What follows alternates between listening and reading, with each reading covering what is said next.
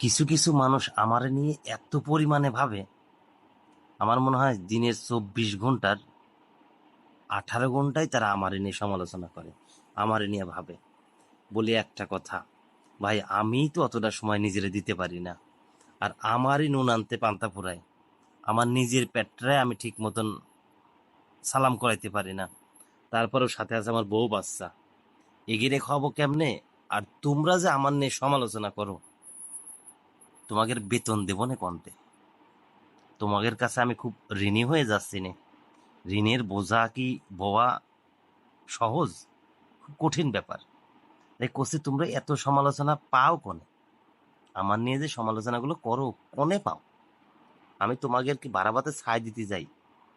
তোমরা আমার নিয়ে এত সমালোচনা করো, কি করতে করো? কোন লাভের আশায় করো? কি লাভ?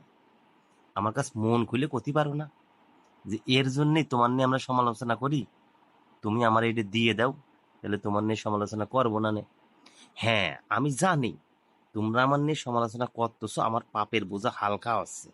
অনেকদিন আগে একটা কথা শুনছিলাম, সমালোচনাকারী, চগলখোর কিংবা আপনার হচ্ছে পরনিন্দাকারী, যারা অন্যের কাছে একজনের নামে গীবত করে কিংবা পরনিন্দা করে, মানে সমালোচনা যাকে বলা হয়, এই জাতীয় সব বিষয়ে।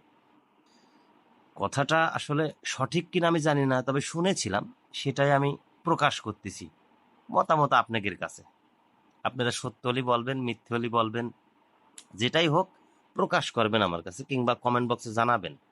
সেটা হচ্ছে, যারা মূলত সমালোচনা করে কিংবা পরনিন্দা করে, গীবত করে, একটা সময় যখন কিয়ামত হবে, তখন একটা সমুদ্র তৈরি হবে পুঁজের। পুঁজ, হয়তোবা উচ্চারণটা শুনতে ক্লিয়ার নাও হতে পারে, সেটা হচ্ছে বিষাক্ত কুরক্ত, যেটা কোথাও আপনার শরীরে কেটে গেলে পরে কিংবা কাঁটা ফুটলে পরে যে বিষাক্ত কুরক্ত কিংবা বিষ জাতীয় যে পুঁজ তৈরি হয়, সেই পুঁজের একটা সমুদ্র তৈরি হবে। সেই সমুদ্রের মধ্যে যারা আপনার এইসব পরনিন্দা, এই সমালোচনা, আপনার গীবত করে বেরিয়েছে, তাদেরকে সেই সমুদ্রের মধ্যে ফেলে দেওয়া হবে। অলরেডি তারা সমুদ্রের মধ্যে হাবুডুবু খাবে। তাদের কিন্তু তখন জল পিপাসা পাবে, আপনার পানির পিপাসা পাবে। তখন কিন্তু পানি কোথাও খুঁজে পাবে না, ছুটাছুটি করবে ওর মধ্যেই, হাবুডুবু খাবে। ওই পুঁজি কিন্তু তারা পানির পিপাসা হিসাবে, পানি হিসাবে ব্যবহার করবে, ওইটাই খাবে। এই যে একটা ভয়ানক বিষয়, এই যে সমালোচনা, পরনিন্দা, গীবত, এই যে একটা মারাত্মক ভয়াবহ বিষয়, খারাপ বিষয়, এত কিছু জানার পরেও তোমরা দুনিয়ার পর সামান্য একটু স্বার্থের কারণে, সামান্য একটু কি পাওয়ার আশায় নাকি লাভের আশায়, এই যে একজনের নামে যে অন্যজনের কাছে গীবত করো, তোমাদের বিবেকে কি কোনো সময় বাধে না যে আমরা এই কাজগুলো করি, করি আমাদের লাভটা কি? আল্লাহকে আমাকে বহুত কিছু দিয়ে দিবেন এর জন্যে। আমাদের আমল নামা তো খারাপ কাজই ভারী হচ্ছে, তাইলে সমালোচনা করে শুধু শুধু আরো পাপটা ভারী করার কি দরকার?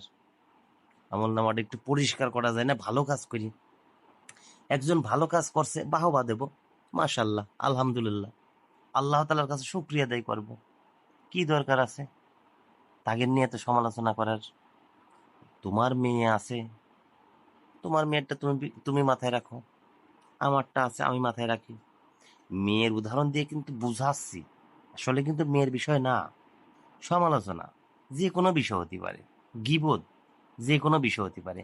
একজনের অন্তর ছোট, অন্তর ছোট, ভালো, সম্পূর্ণ পরিপূর্ণভাবে হয়েছে, তারপরে তার চোখে লাগতেছে না।